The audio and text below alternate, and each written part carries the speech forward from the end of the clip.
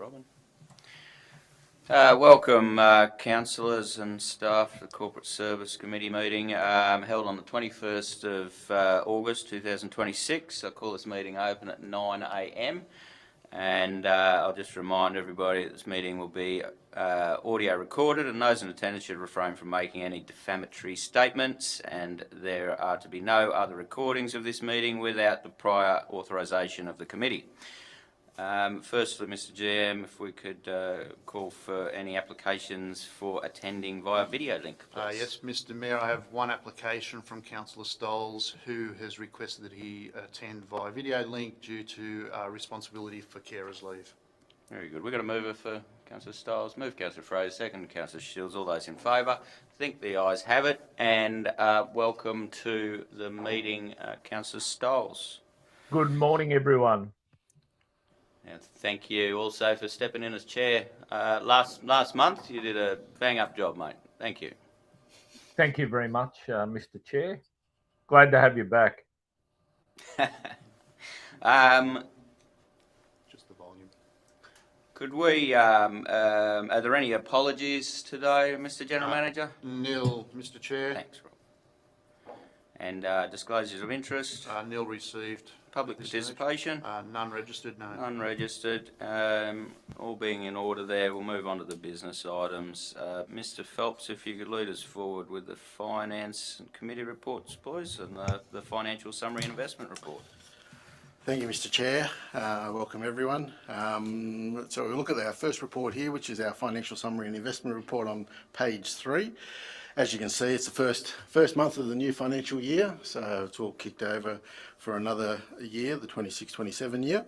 The period ended July 26. We had a positive variance to start off with, about $500,000, which is $476K in total. Main contributors to this have been a few that are relating to effectively our budget last year and having a little bit extra revenue from our levying coming through for a lot of areas.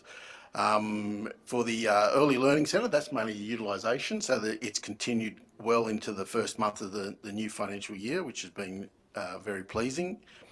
Waste management, it's up by about $212,000.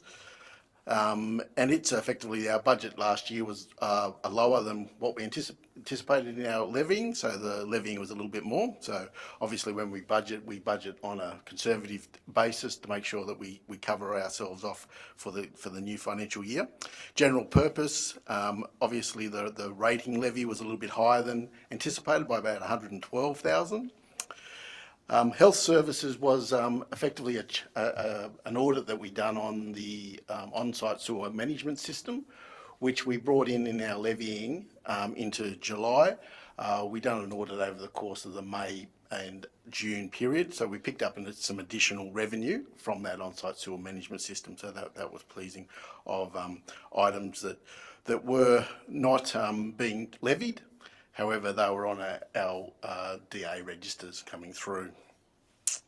Town planning, it's up by about $149,000, mainly a timing variance only. The BP Light Source is an annual VPA that gets done every year, so that happened in July, and it was spread over the course of the full year coming through, so we'll amend the budget timing for that to bring that back into alignment.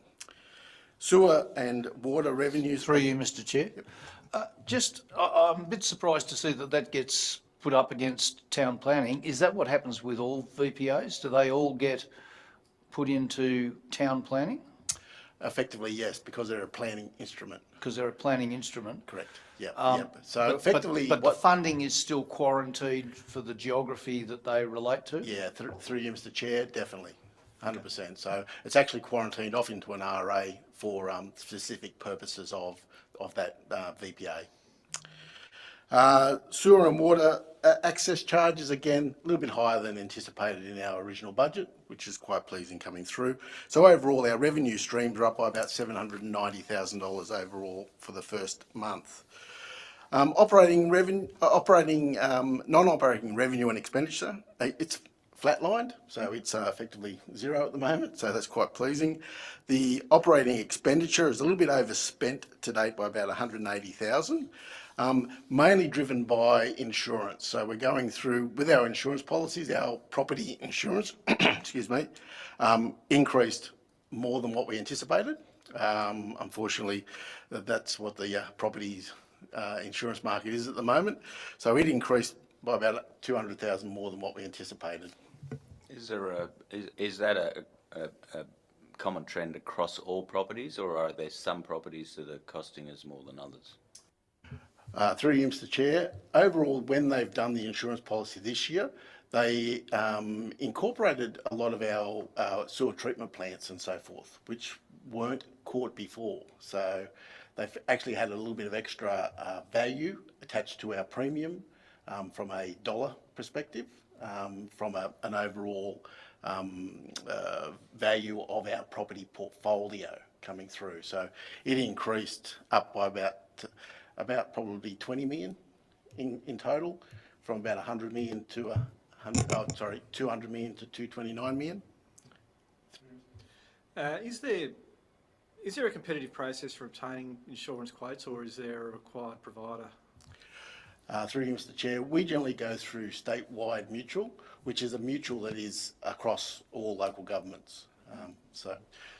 And they do provide a good service and actually competitive premiums coming through. Other items included in here is the Early Learning Centre, which its costs were higher by about $30,000. Obviously, with the additional utilisation of the facility with the increase in revenue, we've had a bit of extra cost with staffing side of things. Local roads and regional roads maintenance, it's lower by 52,000.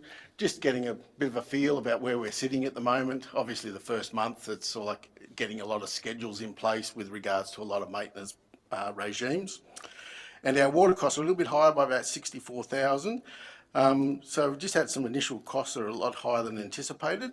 One of that is insurance coming through for those water treatment plants. So we'll have another review of that, make sure that the timing of those items are correct coming through, and continue to monitor those costs in the mix. So overall, it's up by about $180,000. Capital expenditure to date, it's up by about $140,000. Our financial services is up by about 20,000. Just the finalisation of our online timesheets. We've gone to a new online timesheet software package, mainly to capture a lot of, or make it easier for us to capture the plant side of things from the outdoor staff. So we had to move away from our regular software provider, which is Authority Civica, to this new online element time system. So that'll all integrate together, make it a lot easier, a lot more productive from an entering point of view, and a good vehicle moving forward. Just on that change to work practices, has that been well received amongst staff, or has there been any pushback on some of those changes? Through you, Mr. Chair. Not really. It's been rolled out to a beta group at the moment. So mainly internal staff with a bit of a flavour around the outdoor stuff. It's only in the last pay period that it's been pushed out a bit more seriously across the whole wider community. So we'll gauge that as it comes through. Yeah.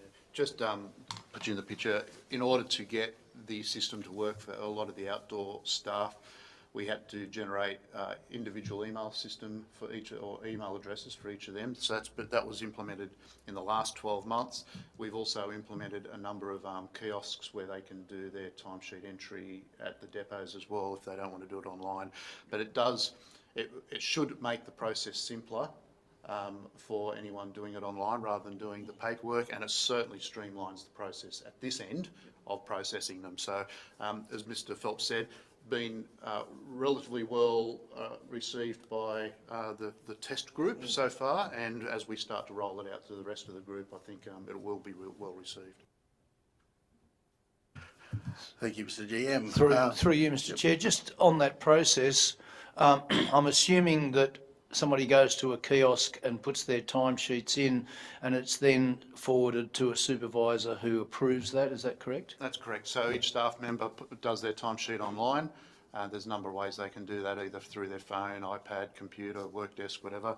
That goes to a supervisor for approval, and then once approved, goes to payroll for processing. Moving into our other areas of the capital expenditure, our sale yards is up by about 97,000 after we had a really good year last year. We had some emergency cleanouts and renewal of the sale yard pens that got waterlogged. That's a carryover issue from last year.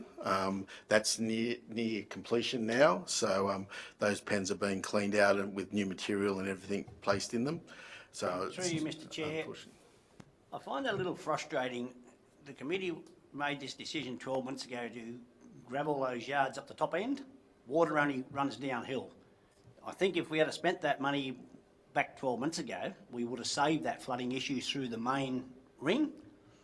And the other one, I'd like to break down of the costings of the gravel that we spent on that sale yards, because I always try to get that we bought gravel back from Moonam Flat, say for instance, on back loads, trucks are coming back to Scone empty. So I'd like a breakdown of what it actually cost to put that gravel in the pens. Yep, we'll take that on notice. Thank you, councillor. Thank you, Mr. Mayor.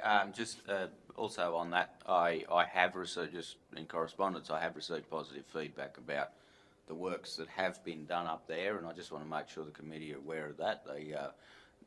That's been well received, and amenity to the cattle is much better.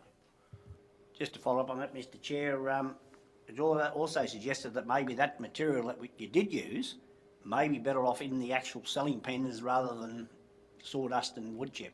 So maybe something to look at and bring up at the next meeting. Yep, thank you, Mr. Mayor. Moving into our Bill Rose area, the internal roads there, it's funded by the Office of Local Government Category D funding, so it goes back a fair way. So the Kingdon Street causeway, or we put new culverts in there, plus that Bill Rose complex is all going to be funded by that, so we'll bring in some votes for that coming through. With the Cassler Sewer project, no real actions happened during July, so it's effectively under budget at the moment by 25k. But overall, we've got a positive variance to budget of 476,000. The budget position obviously won't change at the moment. We haven't done any votes so early in the season, so we'll look at that coming through probably in the September quarter once we get a few trends of how things are travelling. Moving into our bank funds, at the moment we've got 29.11 million, 28.87 of that is included in the investment schedule as such, so we'll have a look at that shortly. External loan schedule, $25.3 million outstanding at the end of July. Internal loans sitting at $3 million from the June period, continuing to look at that as we come through. That'll be fully paid off by the end of the June 27 year in accordance with the loan agreement.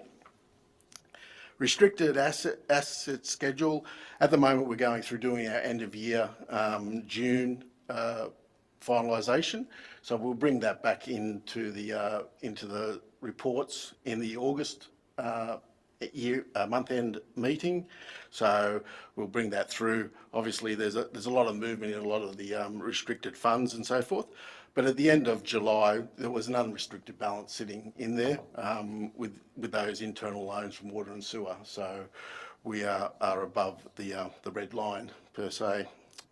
Grant funding outstanding, at the moment we've still got $3 million outstanding.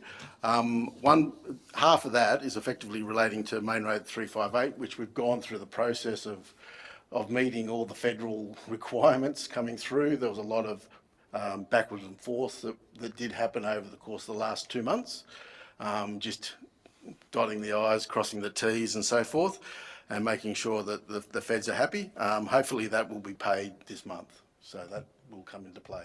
So that's just on one acquittal to the federal. Correct. Yeah. Right. Correct. with the disaster side of things, we have meetings with the Reconstruction Authority, and effectively we've got another meeting this afternoon, and we'll be looking at finalising all those claims and hopefully receiving the funds before the end of September this year, fingers crossed, depending on what they push back like. Through you, Mr Chair, just clarification. So that 1.6 million, which is owed by the feds, that's money we've already spent, isn't it? Through you, Mr Chair, definitely. Yeah, so when that money comes in, that's gonna... That is extra cash in. Yeah, in that's extra council's- cash. Thank you very much. Through you, Mr Chair, it's disappointing, isn't it? We go out there with the politicians and cut the blue ribbon and they still owe a fair amount of money. It's just ridiculous. So, you know, we've got to use that out of our funds. So it's just, it's a bit ridiculous.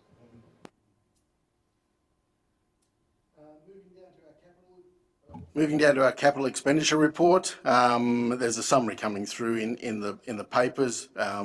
Very early period of time with our capital expenditure. Spent about $500,000 based on $25 million budget coming through. KPIs, we didn't list the KPIs in the last corporate services meeting, as we were going through finalising a lot of the year-end ones. We have finalised a lot of those year-end ones. Now we have a final draft in play. So as you can see there, we're 7 out of the 33 indicators were effectively off track, and 2 were in a monitoring stage. So it meant that we had 9 out of the 33 that were either off track or being monitored, which is a little bit above what our actual satisfactory target is, but we're continuing to monitor those as we come through and looking at those into the new financial year. It's not a remarkably different situation to what we saw 12 months ago. No, you're probably right, Councillor. The ones that we've struggled with is the financial ratios, and we continue to have the same issues there. There may be some improvement in a couple of those this year. Some of the inspection ratios in our planning department remained the same. There hadn't been a lot of change to that. And the one that really we struggled with was the water quality ratios. We were unable to meet the, I think it's 98% potable water ratio because of the 2 boiled water notices we had in that financial year. Thank you, Mr GM. Moving down into our schedules attached to it, we've got the fund and function statement there that just gives you the high-level view of the funds plus then the individual function areas. And as you see, there is no votes coming through. And it comes back to that bottom line of a positive 476 for the period. Just on a specific line item there, the housing community amenities, it's a significant, and it's probably the most significant variance in the year-to-date actuals. Yes, through you, Mr Chair, that related to the VPA that came in, that was an annual VPA that happened in July for BP Lightsource, as we mentioned in the summary, and it was in the budget going over a quarterly period. So that effectively pushed that up by about $200,000.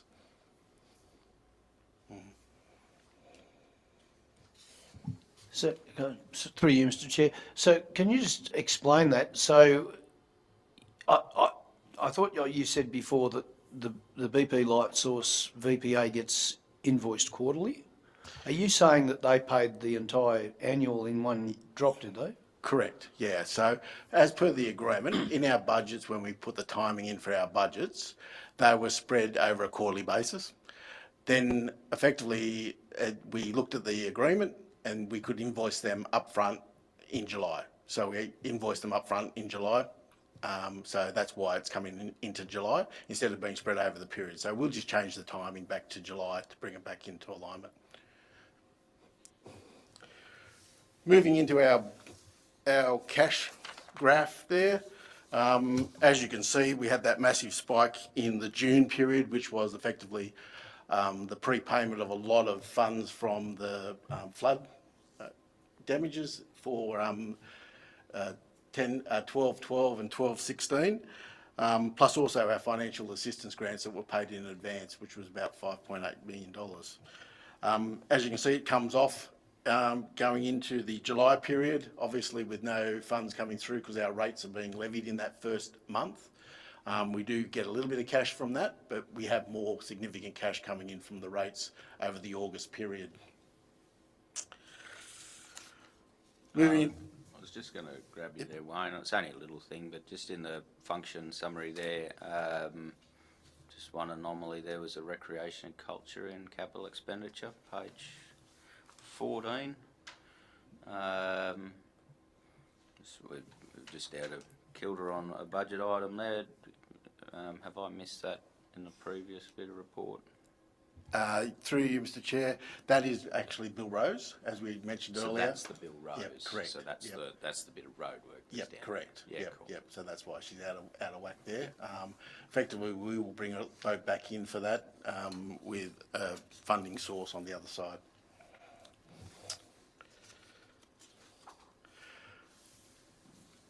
Moving into the investment area, as you can see on page 16, we've got $28.8 million in investments. Pleasing that they're all relatively high. We only have one that's in the 4s now. So anything we've got mainly above the 5% mark, which was quite pleasing coming through. So that will give us a few extra dollars on the other side in regards to investment funds as we utilise the flood money that we have in an external restriction. Moving into our loan schedule, as you can see there, $25.3 million. The loans are continuing to be paid down in due course. And our capital expenditure summary, as you can see, that we've just a high-level items of the capital expenditure only to give you an idea of where and what projects are in the mix. And our last report, which is on page 26, I beg your pardon, right through to 37, is our KPI report. So it gives you the individual KPIs that are actually running off track at this point in time or being monitored in the mix. Happy to take any questions in regards to any of the information. Mr. Chair. How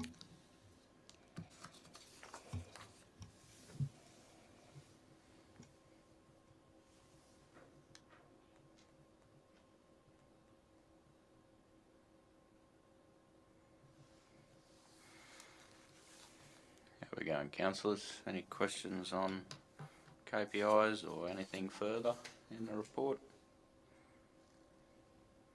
I do note with our KPIs, there's a few extreme examples here. I think you're doing very well on your 10% improvement in performance of business services there. Oh, we are actually, and my performance review is coming up, and I'll bring you another report of that performance review because we have done some.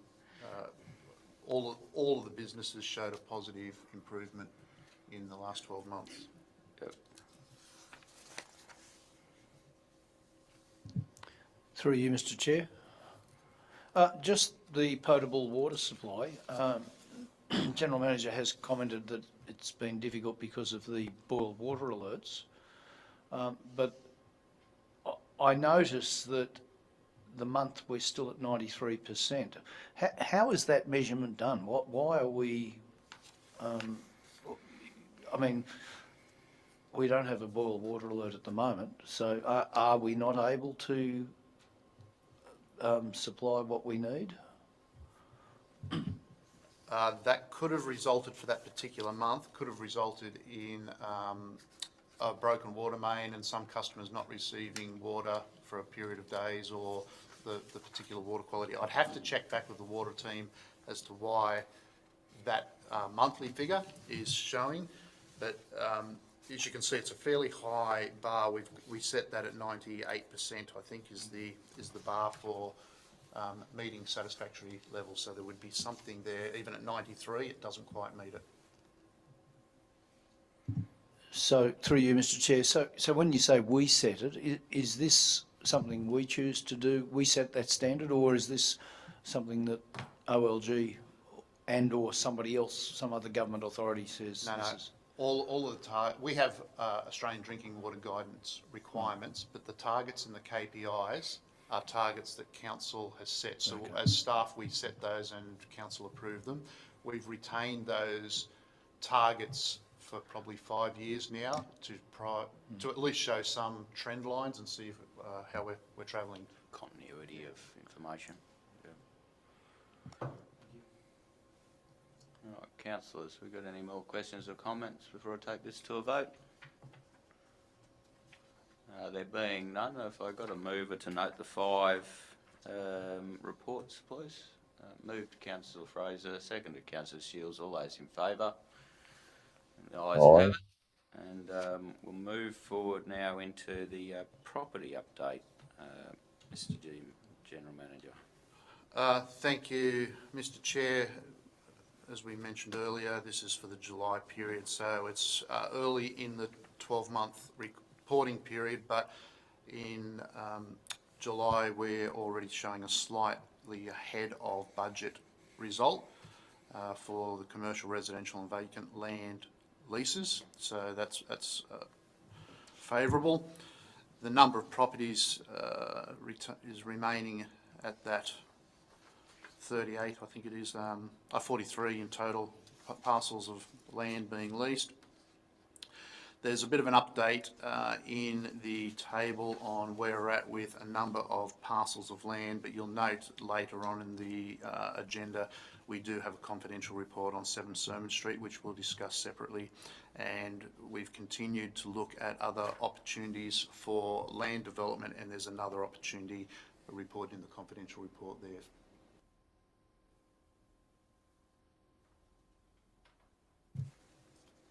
All right, if you've had time to read through and settled questions and comments. Can I just ask a question about 1 to 10 Walter Pye Avenue? That's at the airport. So do we own, I didn't think we owned all that property up there. What does that actually consist of? Yeah, correct. We don't own all the property, but we do own some of the property, and we market that land, and as parcels of land get interest and we find purchasers, we will sell those parcels. Through you, Mr. Chair, also it's Unit 1, it's like a unit. 10 Walter Pye is that whole area there, so it's Unit 1 of that. Oh, okay, right. 1/1/10. Oh, okay, right. All right, councillors, any further questions or comments? There being none, I'll bring it to a vote. We've got a mover. Move Councillor Shields, second Councillor Fraser. All those in favour? Aye. Ayes have it there, Robin. We'll move forward to the grant report. Please, Mr. Yep, thank you, Mr. Chair. Again, had a few notifications of successful and unsuccessful grants. Unfortunately unsuccessful on some of the Saleyard Innovation grants, and the Strengthening Rural Communities was unsuccessful, but we did get a small $1,000 grant for some community mental health program, a $208,000 grant, which is the continuation of that Upper Hunter Family Daycare program. We rely on that grant to run that program. Unsuccessful in the childcare funding for round 5, which was for storage and change table refurbishment. But good news was we did get a large grant of almost $900,000 in the Get Active program. That's for the extension of the footpath from the footpath that links Bill Rose to the golf course at the moment.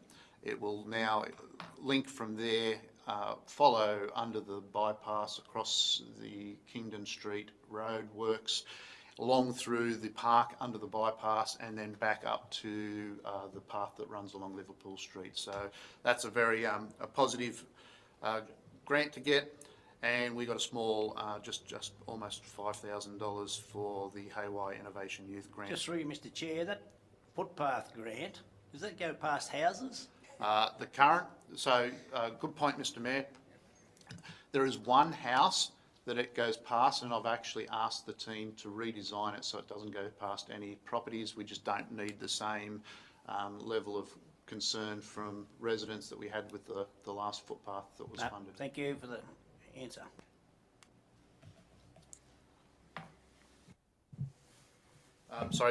Continue on. There's still a number of grants in the mix we're waiting to hear back on, and obviously we'll hopefully have some good news next month on some of those, because we're getting some indications that some of those are coming through shortly, so we'll keep you up to date on those. Couple of award opportunities in the mix. We did miss out on the Local Government Week R.H. Doherty Awards. Unfortunately, we put in a submission for the Kiora Youth Music Camp, but that was unsuccessful. And we got notification throughout July that the AR Blewett, which is normally quite a comprehensive award program and has always been considered quite a time-consuming award to apply for, they now have I don't know how long they've done it, but they now have 2 award categories, and one's for regional councils, and it's a much simpler process. So we actually threw in an application for that one as well. So we're awaiting to hear the outcomes of that. Just through you, Mr Chair, our grants officer has a finger on the pulse and doing a very, very good job. Get a little bit more 100% grants would be good, but yeah, congratulations. Probably just to add to that, our grants officer spent the afternoon in Merriwa on Wednesday prior to the Community Advisory Committee meeting, and from all accounts it was well received by all the members of the community that took the opportunity to drop in and have a chat. So just on that, I did have that line of thought as well. There's a large portfolio of work to go through here, and it's ultimately of great benefit to the operation to have that particular wing, the grant wing, working as effectively as it can be. Now that position's currently still it's not a full workload. Do we need to look at expanding that position? Is our grants officer overburdened in what's expected, and do we need to be focusing on this?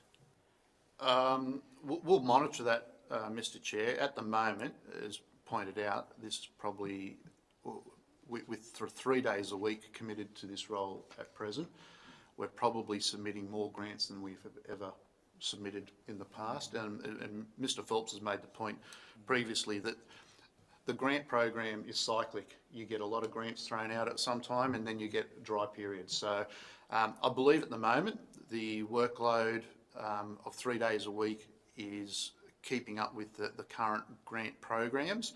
Having said that, we can allow that person, the incumbent, to do an extra day a week as and when work volumes change, and that's already happened in.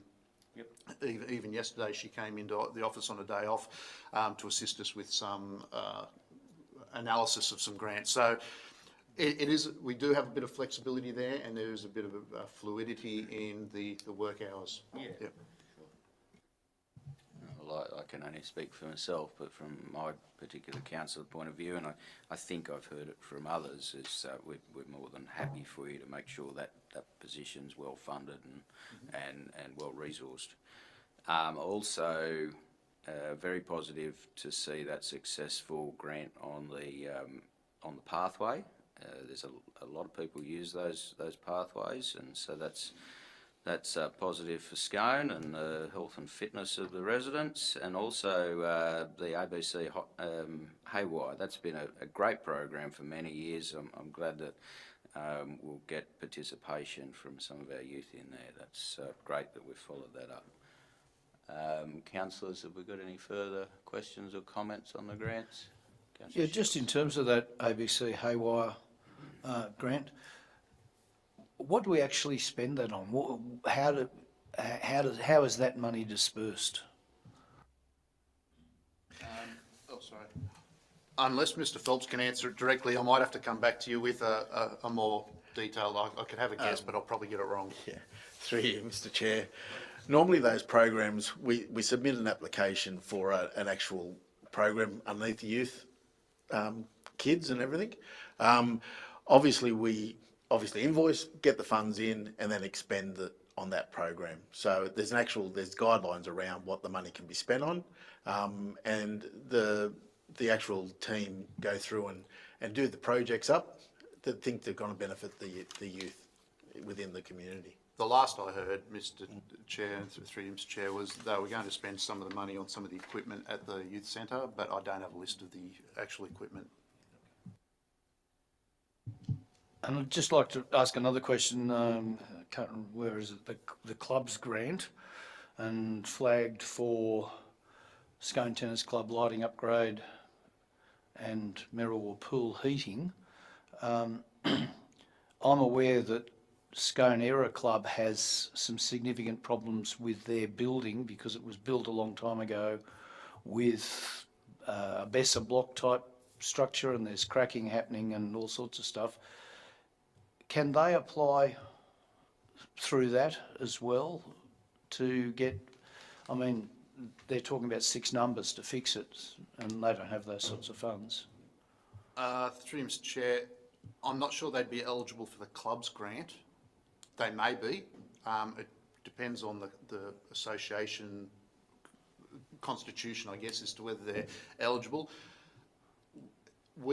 So quite often we will get a request from clubs just to provide a letter of support, which we would readily do for most of these, and we will quite regularly provide those types of support.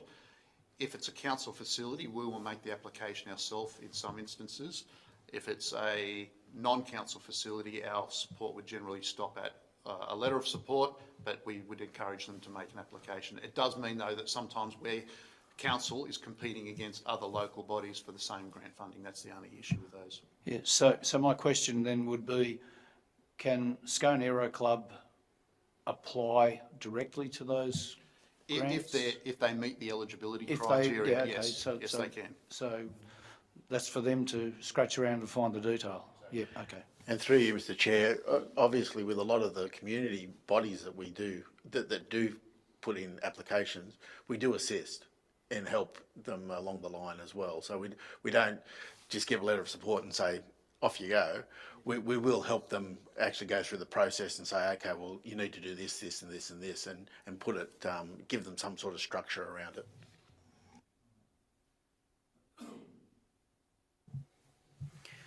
Righto, if everybody's happy, we'll take it to the vote. If we could move the notation of the grants report.